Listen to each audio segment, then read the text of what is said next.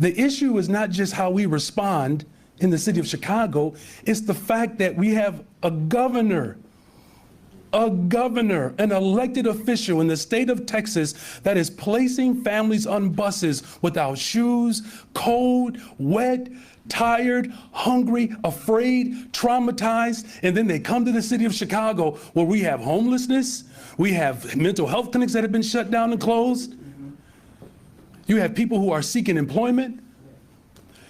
The governor of Texas needs to take a look in the mirror of the chaos that he is causing for this country. What's up, guys? Welcome back to the channel. Welcome to another video. Let's get right into this clip that we're gonna watch of Brandon Johnson once again losing his mind over the migrant crisis that he actually contributed to creating, right? So he's getting what he asked for and what he voted for, and he is losing his mind. But that's not the point of this video. The point is how hard he's trying to run from accountability. You're going to see and hear him blame everybody else. He's going to blame everybody else, but the actual cause of the problem, which is the Biden administration, the open border policy, and these sanctuary cities that these Democrats loved so much. So let's watch this news clip. And just to give you some context, I think this is right after a five-year-old passed away in one of their migrant shelters. So it's a tragic story, but the fact that, you know, Brandon Johnson is running from accountability is really what's disheartening. So let's watch this nonsense. We'll react to it, and then I'll give my take at the end of the video. But before the video or the clip plays, guys, please hit the like button down below. I'd greatly appreciate it. See you on the video. Good afternoon, Mr. Good afternoon.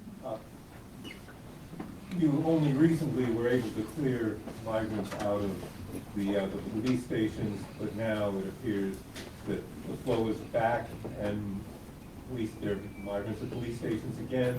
And there are now reports that the buses that could be subject to seizure or towing if they don't obey the rules are starting to lead people outside of Chicago and giving them train fare to get into the city. First off, what do you think about that tactic, and what can the city do? Well, first of all, you know, this international crisis that the entire world is dealing with, the type of chaos that's being administered at the border is what we're, you know, working to solve. And from the very beginning, the buses coming from Texas have not centered people's humanity, and it's actually been quite raggedy. What I've attempted to do, because it's important in this moment, because the entire world is reeling for answers. The city of Chicago is providing some structure and parameters around this mission. That's what leaders do in this moment. And so we've stood up multiple shelters. We have thousands of children who are in our public schools right now. Most of them are in preschool or up to third grade. And, you know, it's disheartening that the governor of Texas is literally invoking chaos without having like a real clear willingness to coordinate. And all we simply did, to your question around the ordinance, was to create better coordination. Now, Alderman Hall is here. There were others who went to the border to have conversations at the border, and having coordination is what is the minimum expectation. Now, if you remember, back in May, when I was sworn in, I believe there were almost 900 or so people living in police districts. And I said from the very beginning that this is not dignified. And so we've worked hard to eliminate people from living on floors who are showing up in Chicago in some of the worst health conditions. And I did get reports that there are about 20 people, I believe, that are scattered throughout the city of Chicago and police districts, and we'll respond to it. But again, a month ago, there were 4,000. Look, Alderman Burnett has already expressed this. It wasn't a failure to acknowledge our victories. Sometimes we do so much, we don't keep track of the work that we're doing. We just do it. And no matter how contrite, that sometimes, people are in this moment, it doesn't, excuse the poor behavior that's coming from Texas. And so we're going to continue to provide structure and order and direction in this moment because that's what the people of Chicago deserve and that's what we're giving them. Mayor, the shelter at Halstead and Cermak, a 5-year-old boy was there shortly before he died this weekend. There have been reports that their conditions are unsafe, unsanitary. Do you have confidence that that shelter is safe for people to live? I believe there's over 2,000 people living there. Well, again, let me just emphasize again, the conditions in which people are arriving in Chicago are quite disturbing. The people who are at the border sleeping outside in the cold, out in the rain, trekking through thousands of miles of jungles, being forced on buses without any clear direction of where they're going. And while children and women were living on floors in police districts, and my administration eliminated that practice, there were ambulatory runs, 911 calls, because again, people are showing up in very extreme circumstances, very, very unhealthy. And so what I'm confident is that all of our levels of government are coming together to provide support for these individuals who are seeking asylum. And we're going to continue to assess our work as we move forward. And of course, we're providing support for the family.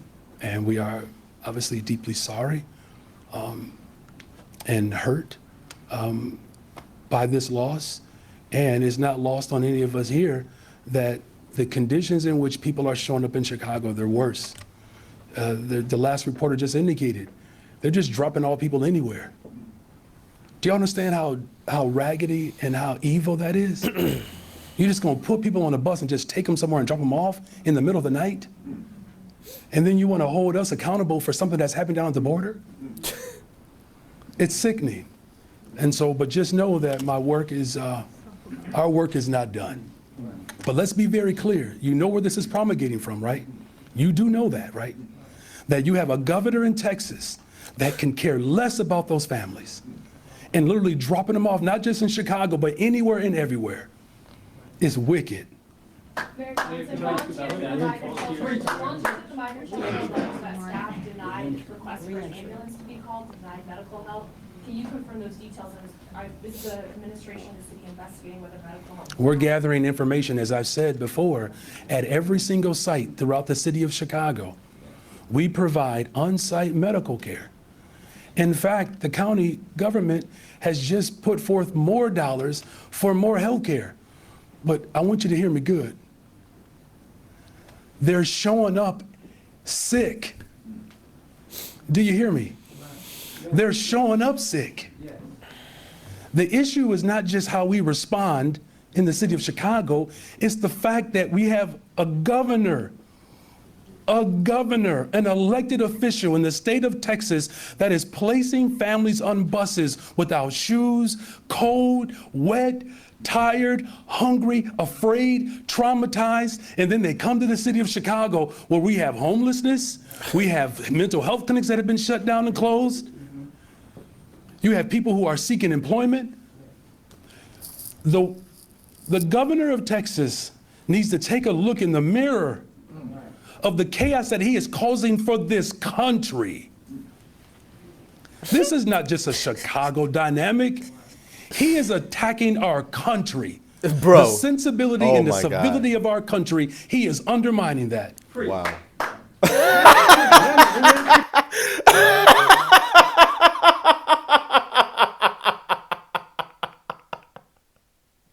Somebody in the background talking about preach.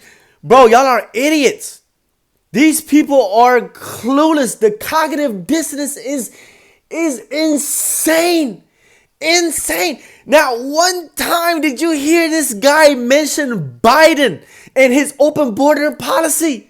Not one time. This is crazy.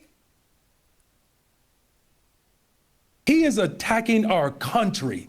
The sensibility and the civility of our country, he is undermining that. It's all good. We good. Yes. Yo. Mayor, given what's happened at the shelter this morning and what is, we've seen more ambulances show up there, is it time to reevaluate using these warehouses as places for shelter activities? All right, so just so if you can hear what he said, the reporter is asking him that, hey, is where they're being placed also one of the reasons that these migrants are sick? Because they're being housed in warehouses. Like it's not made for residents. It's warehouse where you store, you know, everyday goods and things that you store before sale or whatever. Like an Amazon warehouse or something. That's where they're having these people living in. And he's asking him, hey, do you think that's, you know, one of the reasons that these migrants are getting sick? Because this is not made for people to live in. Listen to his response. So I want to make sure I understand your question. Hold on, I got you. I just want to repeat back to me. I'm going to repeat to you what I believe you're asking me.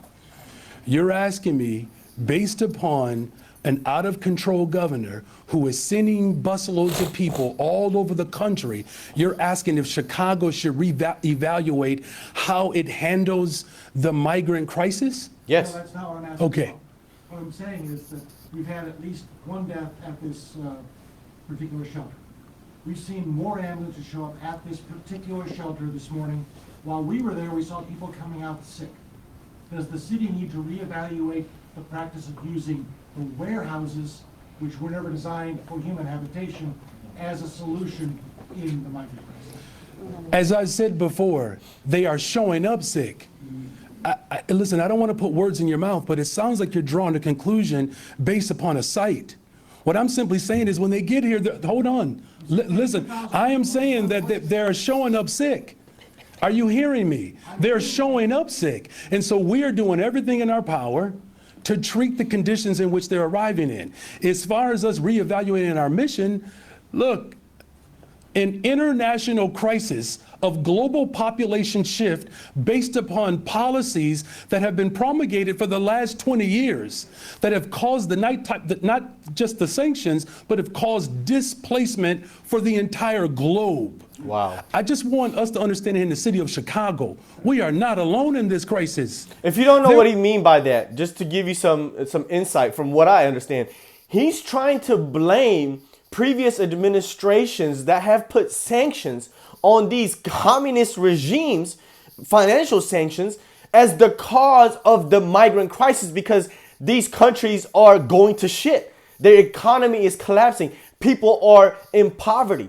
So he's saying the policies that have been set 10, 20, 15 years ago is actually the reason. Instead of him holding the regimes responsible for being a communist or authoritarian, he's blaming the sanctions that were put on these countries for the cause of the migrant crisis, instead of attacking the root cause. That's the problem with these Democrats. They never attack the root cause of the issue, like the border being open and also you being a sanctuary city for the reason that you're experiencing the influence of migrants to your own city. He doesn't see that. These people are idiots. There are hundreds of thousands of people being displaced from the continent of Africa, from Central and South America. So this question about reevaluating, how about we do this? How about we reevaluate all of our international policies that are causing the chaos that we're experiencing right now, and let's evaluate the sanctity of someone in Texas who disregards people. That's what we should be reevaluating. Wow. Yeah, so you seen that, right? I mean, these people are absolutely clueless, but you already know why he's doing this the way that he's doing it. He is scared of the administration. He's scared of Biden. He sees what's going on with Eric Adams in New York and what, the type of treatment that he's getting, and he doesn't want to get the same exact treatment. He's scared. He's scared of the Biden administration. They're the mafia, right? They're gonna come after you and take you down. Come up with all types of false allegations, most likely that you never participated in, just to silence you and get rid of you. And that's exactly what's going to happen with Eric Adams. Is that it's too late for him. One, he's not getting support from his voters and the people that live in New York, and he's not getting any support from the Biden administration. So he's probably not even going to get reelected. So to save his job and save himself, Brandon Johnson is going to deflect and blame everything else except the core issue at hand. Not one time in that press conference or whatever did he mention the open border and the policies of the Biden administration. Not one time did he blame them for not doing anything. He kept demonizing Greg Abbott as if he's the one that's leaving the border open. It's the job of the federal government to secure the border. I don't even know if Brandon Johnson knows that. Right? I don't even know if he knows that. He probably doesn't. He probably literally thinks Greg Abbott is leaving the border open and then letting the people in and then sending them to Chicago. Right? I mean, that's how stupid I believe these people are. I don't put nothing past them. But he will never, even if he does know the core issue at hand, like I said, he's not going to blame Biden or their open border policy whatsoever because he's going to lose his job. But of course, hopefully Chicagoans and the citizens there have more common sense than to re-elect him. But they keep re-electing or putting somebody in that position that's more radical than the person they had previously. So the voting habits over there are not even convincing either. So you don't even know if this issue will ever be resolved. But he's talking about Greg Abbott is ruining the country. He's letting these people in and he's basically committing war against the United States. Bro, you're saying the quiet part out loud here. You're just blaming the wrong person. You're blaming the wrong person. You're supposed to blame Biden and yourself. Because when the red states, when the border states were screaming, saying, hey, we need help, instead of y'all, the sanctuary cities, having a foresight and saying, hey, you know what? We are sanctuary cities. They might end up in our own city. Y'all just kept virtue signaling and saying, oh, we love it. We love migrants. We love being a sanctuary city. We'll take them in. We'll take them in. And then now you're getting what you asked for. It's a disaster. It's a complete disaster. But you deserve it. You deserve every single bit of it. This is just, mwah. I love witnessing this. I love witnessing people getting what they voted for. Right? Because we're sitting here having to suffer the consequences of what you voted for. So, of course, it's enjoyable for me to witness you suffer that same consequence. But it's even worse for you because you weren't even smart enough to realize what the consequences would be. Some of us actually understood what could happen and were prepared. That's why we're not surprised. We're not surprised. We're not surprised. Y'all aren't. Y'all have no idea. You don't even know what you're advocating and voting for, what you're preaching for, until shit hits the fan. They don't realize this is bad until it gets bad. They have no critical thinking skills whatsoever. This is the problem. But hey, what can you do, right? What can you do? You just let them suffer the consequences. This is the best way to literally red pill these leftists and these Democrats is to give them what they want, right? Just give them exactly what they want. And then eventually, hopefully, they'll be smart enough to realize like, damn, yeah, that was, that sounded good on paper. Like everything else sounds good on paper on the left side of the aisle. But when you put it in practice, it is the worst shit that could possibly happen. Right? So I enjoy every single meltdown Brandon Johnson has. He is clueless. He actually believes every word that is coming out of his mouth. It is insane to listen to. This guy is clueless. Clueless. But anyway, let me know what you guys think. Let's talk about this video in the comment section. Hit the like button down below, of course. And if you enjoy the content, hit the subscribe button with the notification bell so you get reminded every time I bring a brand new video. Thanks for being here, guys. See you on the next one. Peace.